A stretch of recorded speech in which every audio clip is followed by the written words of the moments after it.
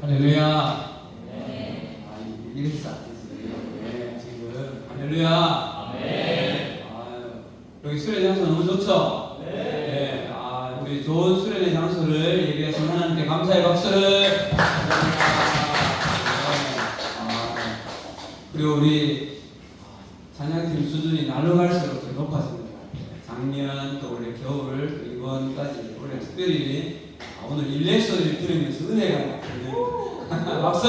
우리 사장님 수고하셨습니다. 네, 처음으로 분명하게 들었어요. 일렉 소리를. 네.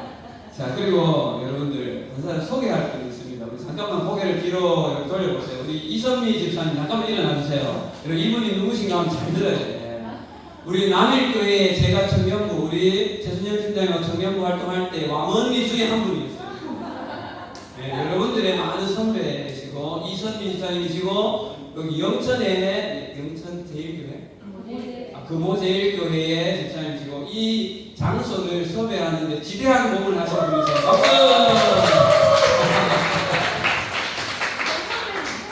네, 우리 선배님이세요, 선배님. 네, 자. 이제 우리 수련회 첫날 교회 예배를 함께 드리고 있는 중인데 우리 마음의 문을 좀 활짝 열고 우리 늘 제가 말씀을 듣거나 또는 이런 수련회 이렇게 이야기 나누는 것 중에 우리의 마음의 문을 마음의 컵을 잘 준비해야만 하나님께서 주시는 은혜들을 잘 담을 수 있다는 거예요. 마음이 닫혀져 있고 그러면 은혜를 주셔도 잘 받을 수 없는 컵이 엎어져 있으면 위에서 아무리 물을 부어도 컵 안에는 안 담기는 거예요. 그리고 특별히 또 제가 가끔 또 이런 이야기 하죠. 튜닝을 잘 해야 돼요. 지금 1학기 동안 여러분들 학교 생활 또 여러 가지 학교에서 이렇게 생활하다가 우리가 우리의 생각과 마음과 우리의 삶의 방향 속에 하나님을 기뻐하시지 않은 방향들이 있다면 악기가 튜닝이 잘 되어 있지 않으면 제 아무리 유명한 악기 리스트가 와서 연주한다 해도 연주가 안 되죠. 튜닝이 잘 되었을 때 연주가 나와요. 우리 삶을 향한 하나님의 튜닝이 있어요. 그 튜닝의 기본 교재는 성경입니다. 그 성경을 가지고 이번 2박 3일간 여러 말씀들을 통하여서 GBS를 통하여서 프로그램을 통하여서 우리가 하나님이 기뻐하시는 삶의 방향으로 튜닝을 해야 한다. 자, 이 친구한테 이야기하세요. 우리 복음으로 나의 삶을 튜닝합시다. 시작. 네, 확실히 튜닝해야 돼요. 네. 자, 이번 우리 수련회 주제 제가 선하신 하면 여러분 이어서 합니다. 선하신 하나님. 조금 더 크게 선하신 하나님. 네, 하나님 나라를 우리 마음 가운데 강력하게 소망하는 하나님의 나라에 눈을 뜨는 이번 수련회가 되었으면 좋겠습니다. 아멘. 네, 좋습니다. 우리 수련회를 시작하면서 함께 묵상할 말씀은 마태복음 16장입니다. 자, 그리고 수련회 핸드북에 개회의 말씀에 노트 할 수 있고요. 우리 단톡에 PDF도 올려놨습니다. 열심히 말씀을 기록할 때 좀 더 기억을 잘할 수 있고 집중할 수 있습니다. 자, 마태복음 16장 13절로 17절까지 말씀. 마태복음 16장 13절로 17절까지 말씀 함께 나누도록 하겠습니다. 자, 말씀 찾아주시고요. 함께 교독하도록 하겠습니다. 제가 13절, 여러분들 14절. 자, 찾았으면 아멘. 찾았나요? 네, 좋습니다. 13절 예수께서 빌립보 가이사랴 지방에 이르러 제자들에게 물어 이르시되 사람들이 인자를 누구라 하느냐?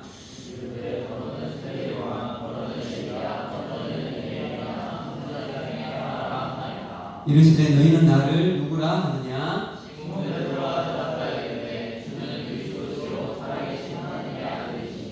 17절 같이요. 예수께서 대답하여 이르시되 바요나 시몬아 내가 복이 있도다. 너를 인자에 알게 하니는 혈육이 아니요 하늘에 계신 내 아버지시니라. 아멘. 아까 이렇게 찬양을 드리는데 여러 가지 이제 생각들을 좀 교차가 되기도 하고 개인적으로는 오늘 좀 전에 이렇게 말씀드렸던 같이 청년대 이런 수련회에 학생으로 같이 참여해서 뜨겁게 기도하며 함께했던 우리 이선미 집사님 같이 오니까 옛날 생각이 너무 많이 나는 거예요. 그때는 이런 좋은 환경은 아니었습니다. 에어컨도 없는 뜨거운 곳에서 지금 이렇게 다음 세대인 여러분들이 또 이 정도의 숫자로 함께 모여서 우리 교회의 이 전체 규모로 봐서 청년부가 이 정도 모인다는 사실이 많이 모이는 숫자예요. 무슨 마찬가지고. 그래서 이번 수련회 기간 동안 정말 많은 은혜가 되어지고 여러분들의 인생에 있어서 또 한 번의 정말 기억에 남는 삶의 유턴이 이루어지는 그런 수련회가 되기를 정말 간절히 소망합니다. 아멘. 네, 좋습니다. 여러분 오늘 말씀은 사실 요 유명한 본문입니다. 맞죠? 네, 이 말씀은 아마 모르는 사람이 잘 없을 거예요. 그런데 아주 재미있는 이야기를 해줄게요.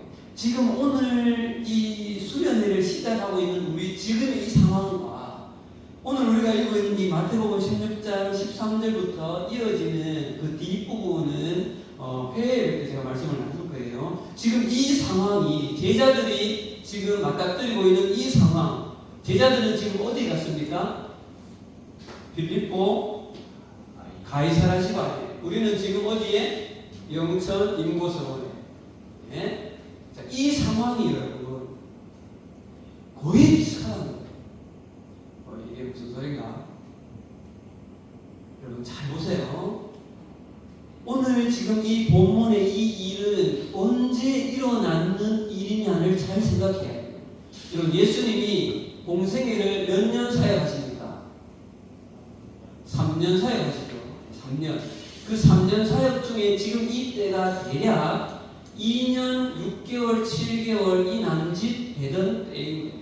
자, 그러면 예수님이 이제 뭐가 가까워 오고 있습니까? 십자가의 순환이 가까워 오고 있죠. 자, 이 지금 때에 21절 가보세요. 읽지 않았지만 우리 폐를 읽을 본문인데 21절 가보세요. 자, 21절에 시작. 이때로부터 예수께서 자기가 예루살렘에 올라가 장로들과 대제사장들과 서기관들에게 많은 고난을 받고 죽임을 당하고 제3일에 살아나야 할 것을 제자들에게 비로소 나타내시니. 예수님이 드디어 자신의 모를 십자가의 고난과 죽으심에 대해서 최초로 말씀하는, 이걸 여러분 따라합시다. 순환고지. 네. 지금 십자가에 고난 당하신 것을 고지 알렸다는 거예요. 최초로. 왜? 이제 2년 6개월, 이제 곧 있으면 몇 달이면 예수님이 십자가에 이제 어려움을 당하시는 거죠. 자, 여러분 잘 보세요. 공생의 3년 중에 2년 6개월 7개월 남짓 때는 그때쯤 어느 날 예수님이 12제자를 특별히 불러 모으셔서 이렇게 이야기하는 거예요. 얘들아, 우리가 저기 헐몬산 자락에 그 빌립보 가이사라라는 아주 한적하고 좋은 지역이다. 우리 짐 꾸려서 거기를 몇 박 며칠 좀 다녀오자. 자, 빌립보 가이사라가 어딘가 하면요, 넘겨주세요. 네. 자, 밑에 갈릴리 보이죠, 여러분? 갈릴리가 주로 예수님이 사역했던 주 장소고, 이 밑으로 내려가면 예루살렘이 있죠, 유대 예루살렘. 자, 거기에서부터 여러분 가이사라 빌립보는 위에 헐몬산 보이죠, 헬몬산. 저 산자락이에요. 우리 대구로 말하면 팔공산 기슭, 진도도쯤 되는 거죠. 그죠? 자, 저기가 아주 한적하고 조용한 그런 마을이에요. 왜 갔어요? 1번 휴양차, 2번 수련차. 몇 번입니까? 2번. 그럼 보세요. 예수님이 이제 당신의 십자가를 앞두시고 나서 제자들에게 특별 신앙 교훈과 훈련을 시키기 위하여서 일상의 삶의 사역의 현장인 갈릴리를 떠나서 가이사라 빌립보라는 지역을 탁 지명해서 제자들에게 거기를 딱 가자고 데려가시는 거예요. 자, 신앙 수련을 하러 갔습니다. 우리 지금 여기 놀러 왔습니까? 아니죠. 무슨 이름으로 왔어요? 수련회라는 이름으로 왔어요. 여러분 지금 12제자들의 지금 이 상황은요, 예수님이 계획하신 수련회를 온 거예요. 네. 특별한 신앙 훈련을 시키시기 위함인 거죠.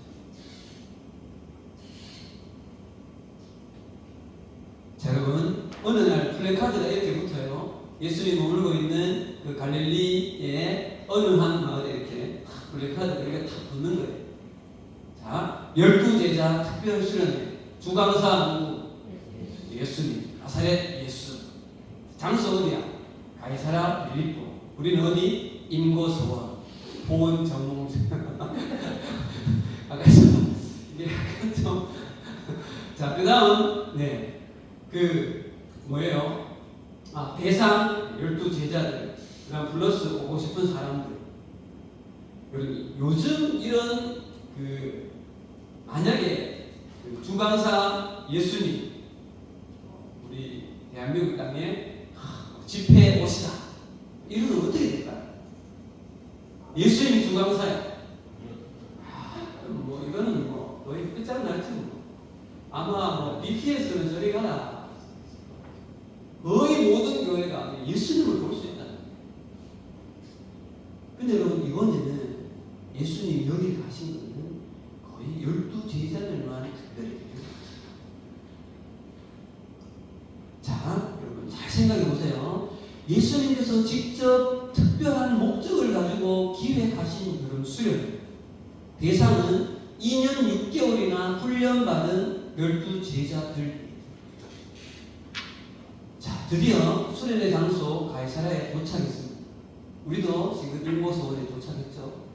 자, 그러면 이 수련회에서 가장 처음으로 시작된 첫 집회, 지금 우리도 지금 첫 집회 무슨 예배? 개회. 자, 개회 예배 첫 설교에 예수님이 무엇을 말씀하시는가는 중요해요, 안 중요해요?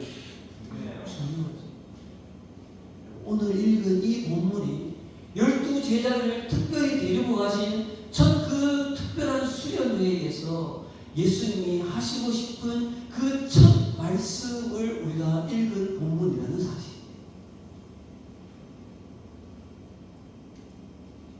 그러면 이 본문이 얼마나 중요할까요? 얼마나 중요할까요? 12제자들에게도 중요하지만 누구에게도? 우리에게도 너무너무 중요한 메시지. 자, 사랑하는 여러분, 우리도 마찬가지입니다. 2025년 선하신 하나님 그의 나라를 소망하라는 이 주제를 가지고 우리가 지금 이 임고서원의 수련회로 모여 있는데, 여러분, 우리가 온 것 같지만 이 자리에 우리를 초청하신 분은 누구입니까? 예수 그리스도이십니다. 그래서 여러분, 오늘 이 시간 우리는 2000년 전에 가이사라 빌립보에서 12제자들에게 당신의 순한 고지와 함께 처음으로 그들에게 던지셨던 메시지를 우리도 수련회를 시작하면서 들어야 한다는 거예요. 자, 그러면 그렇게 시작된 수련회 첫 집회 시간에 던지신 예수님의 말씀의 핵심은 바로 나를 누구라 하느냐. 그리고 13절 다시 한번 읽어줍시다. 13절 시작. 제자들에게 물어 이르시되 사람들이 인자를 누구라 하느냐. 15절 갑니다. 시작. 이르시되 너희는 나를 누구라 하느냐. 여러분, 이 질문 한번 생각해 보세요. 지금 예수님을 2년 6개월 이상 따라다녔고 수없이 많은 기적을 보았고 수없이 많은 복음의 메시지를 들었을 터인데, 왜 지금 예수님은 12제자에게 장원은 지금 옆에 좀 일어나세요. 12제자들에게 다른 것이 아니라 수련회의 첫 메시지로 이 질문, 나를 누구라 하느냐, 이 본문을 말씀하십니다. 왜?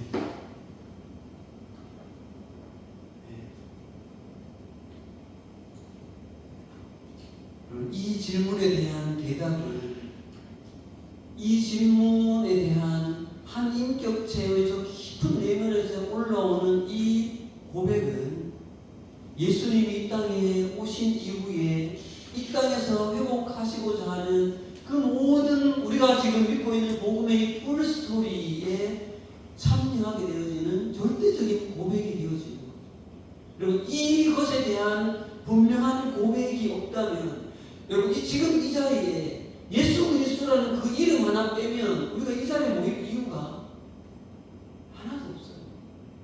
그리고 제가 필리핀에 있을 때 6학년 아이들하고 어느 거의 마지막쯤 사회를 마치고 돌아올 때 어느 날 저녁에 같이 모여서 뭔가 이야기할 때 그런 이야기였어요.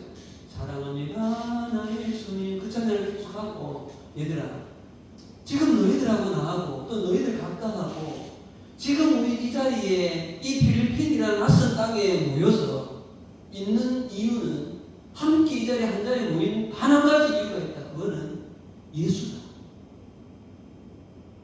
그 아이들이 여러분 필리핀에 왜 와 있어요? 부모님이 선교사로 헌신하기 때문에 따라서 와 있는 거예요. 저도 그 자리에 왜 갔어요? 예수라는 이름을 빼면 그 자리에 모일 이유가 없는 거죠.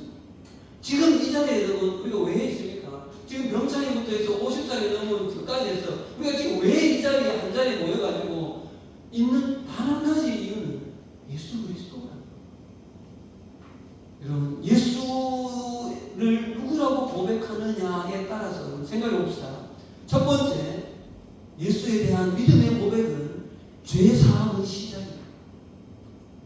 첫 번째 죄사함의 시작이 예수 그리스도의 그 고백을 인하여 시작되어지죠. 여러분 그것뿐입니까?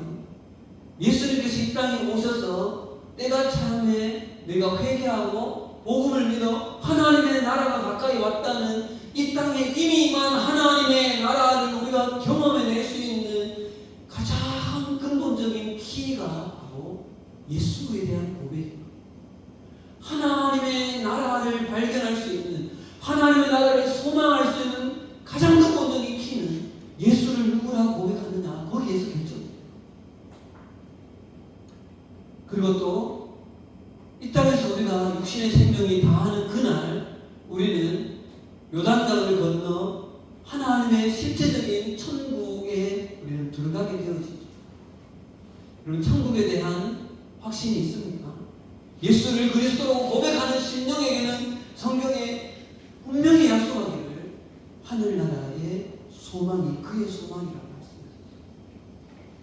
우리가 죽어서 가는 하나님의 나라의 유일한 통로 또한 누구를 믿는 것이에요? 예수를 그리스도라고 믿는 것이죠. 또 한 가지가 있습니다, 여러분. 우리는 지금 무슨 교회 이름으로 모였어요? 남일교회라는 이름으로 모여있죠. 자, 여러분, 예수님이 부활하시고 승천하신 이후에 이 땅에 이전에 전혀 없었던 새로운 공동체를 창조했으니까 그 공동체가 바로 뭐예요? 사도행전의 초대 교회예요. 그 교회가 퍼져서 이 동방 땅의 작은 나라, 지난주 목사님 2주 전에 선교 주일 예배 때 이 땅에 토마스 선교사님을 인하여서 널다리 교회가 장대인 교회가 되어지고 이 땅에 수많은 교회 중에 남일교회가 세워지고 이렇게 교회 공동체로 속하게 되어진 통로도 유일한 것이 예수를 누구라고 고백하느냐 거기에 달렸다.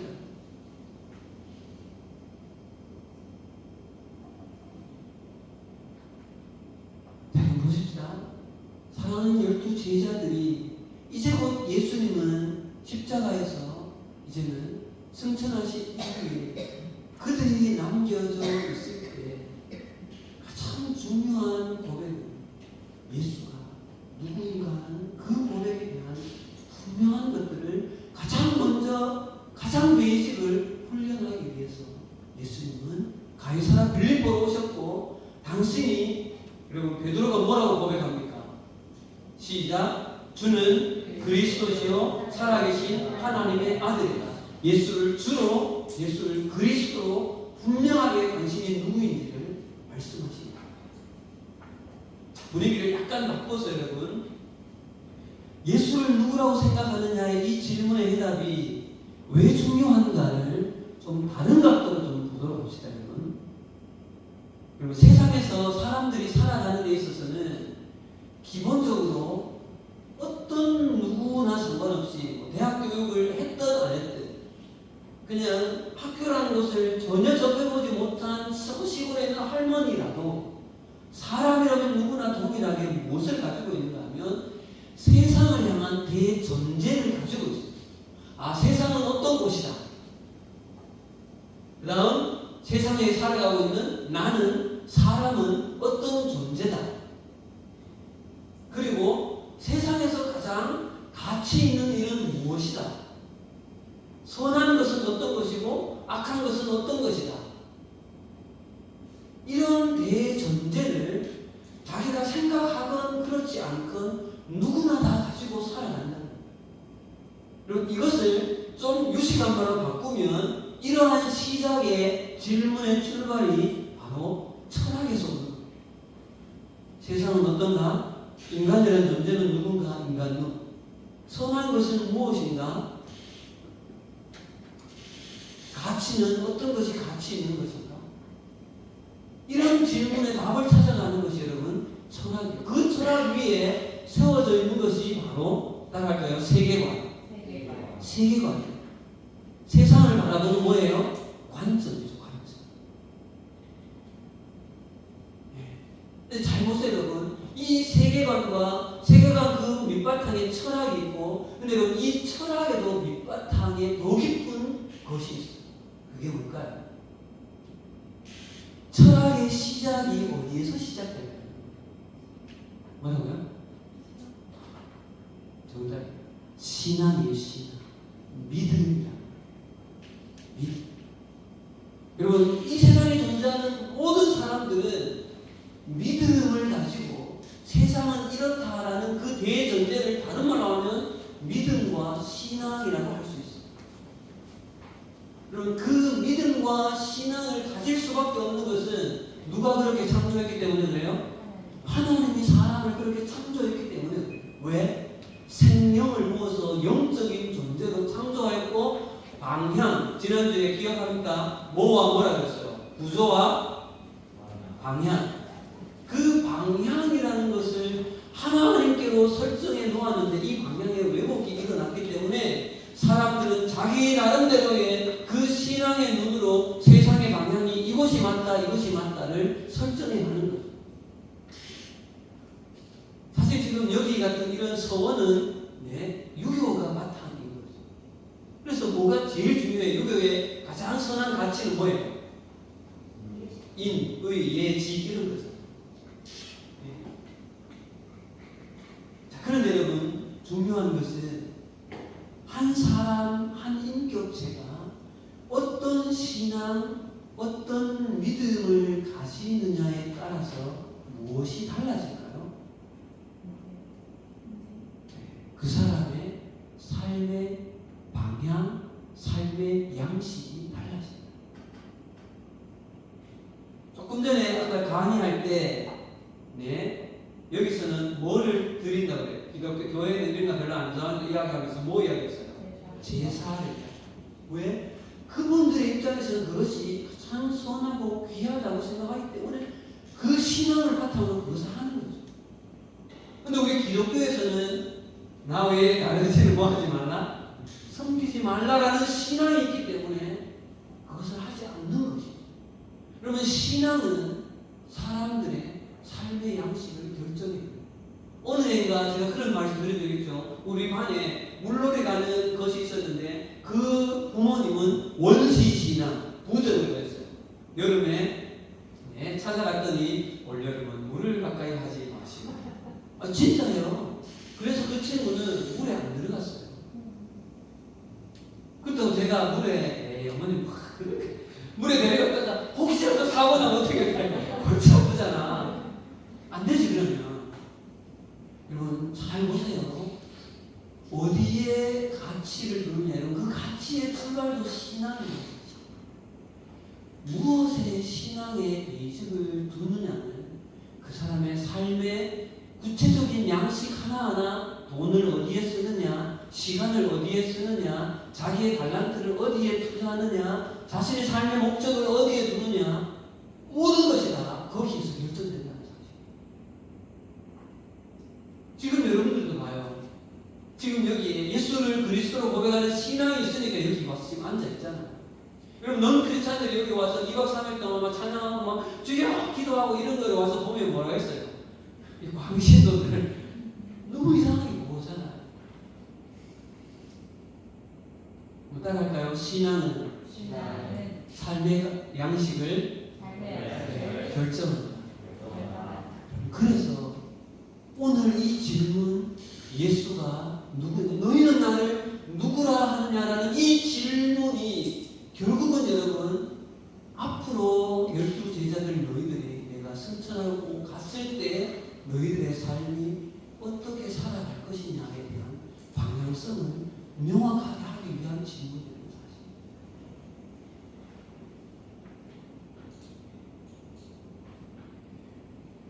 그래서 여러분, 오늘 본문에서 예수님께서 수련회의 첫 시간에 던지신 이 예수는 누구인가? 라는 질문은 단지 기독교 안에서만 던지는 어떤 종교적인 질문의 차원을 여러분 넘어서서 한 사람이라는 존재가 누구이냐를 스스로를 해석하고 삶은 무엇이고 또 인간이라는 존재는 어떻고 세상은 무엇인가 이런 모든 것에 대한 해석을 할 수 있는 그 인생 전체를 뒤흔드는 사실은 질문입니다. 제가 사도행전 2년 동안 말씀을 나누면서 그런 질문 드렸잖아요. 유대 사회는 지금 예수가 이 땅에 오심으로 말미암아서 유대 사회 전체는 한 가지 질문에 직면했다라는 말씀을 여러 번 드렸는데 기억납니까? 유대 사회는 당시에 예수가 누구이냐 그 질문에 사회 전체가 직면했다. 마찬가지입니다. 우리도 오늘 이 수련회를 시작하면서 우리도 직면해야 될 질문은 예수가 나에게 누구냐? 가장 근본적인 질문, 그것을 다시 짚어야 됩니다.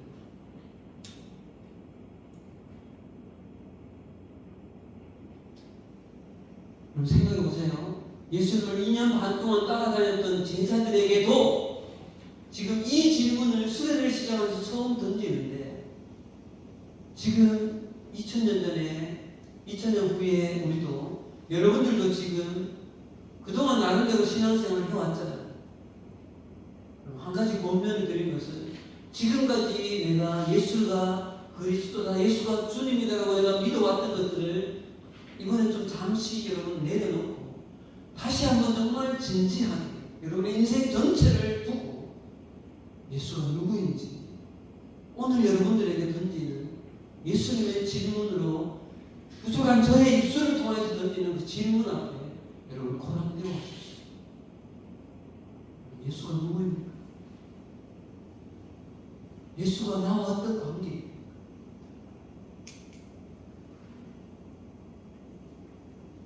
그 예수님 앞에 1대1로 나를 세운 이후에 그 주님 앞에 나의 신앙의 고백을 다시 한번 세우기를 소원한다는 거죠.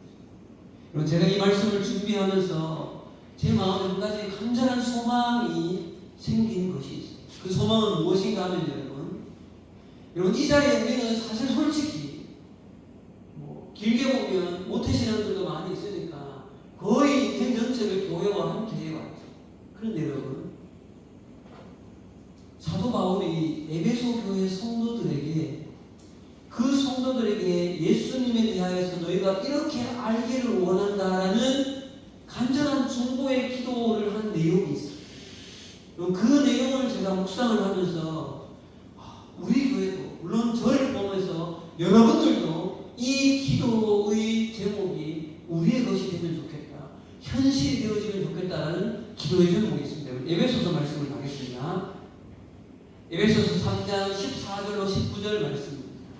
이 부분만 찾고 이제 마치도록 할게요. 에베소서 3장 14절로 19절 말씀. 바울이 에베소 교회 성도들을 향하여서 간절한 중보의 기도를 드리고 있는데 이렇게 기도합니다. 자, 14절에서 19절 같이 읽읍시다.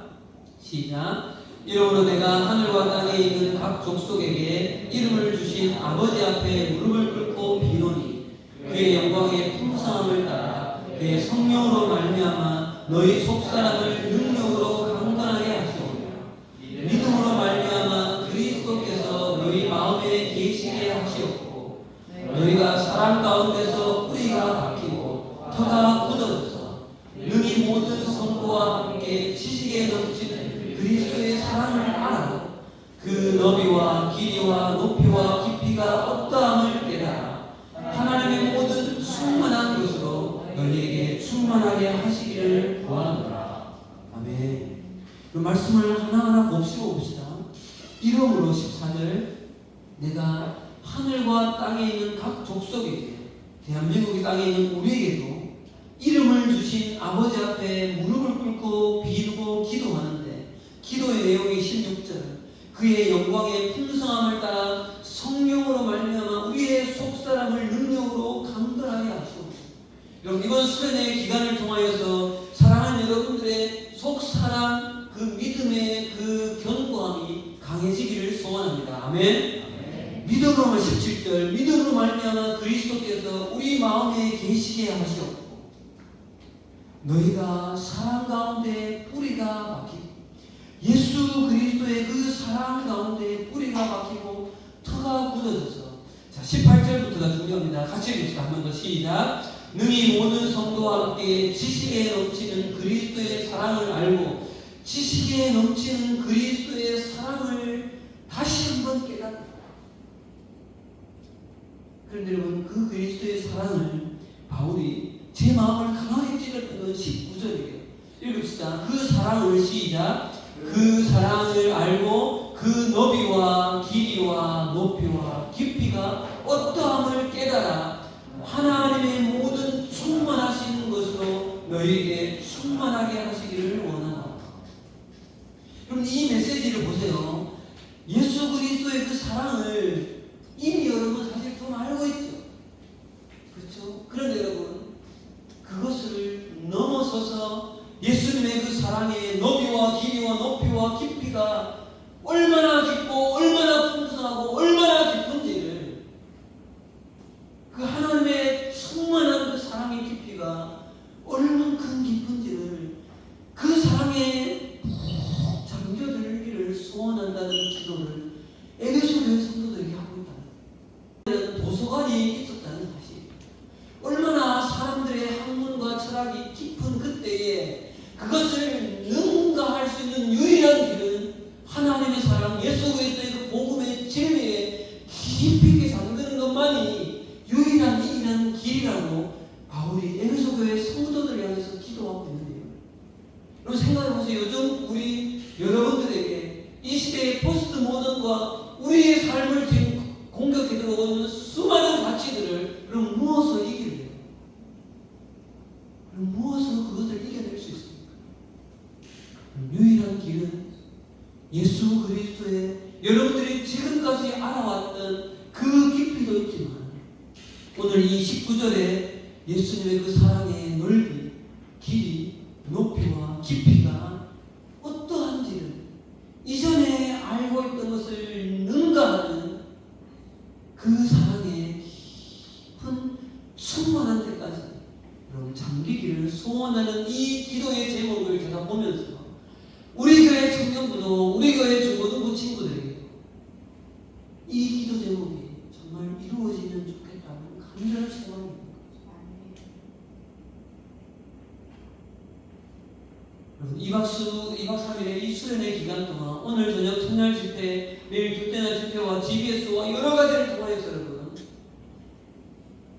여러분 지금까지 알고 있던 예수 그리스도의 그 사랑을 좀 내려놓고 더 깊은 그 사랑으로 마지막에 하나님의 모든 충만하신 것으로 우리 야균과 보아스와 마데테스 우리 모두에게 충만하게 임하기를 간절히 소망합니다. 아멘. 더 크게 아멘. 네, 그렇게 되어지기를 정말 간절히 바랍니다. 이제 말씀을 여러분 마치겠습니다. 여러분, 제 마음도 이렇게 조금 간절한데 한 가지 우리가 알아야 할 것은 여러분, 하나님의 그 사랑의 깊이와 높이와 넓이와 이것을 정말 간절하게 깨닫기를 원하는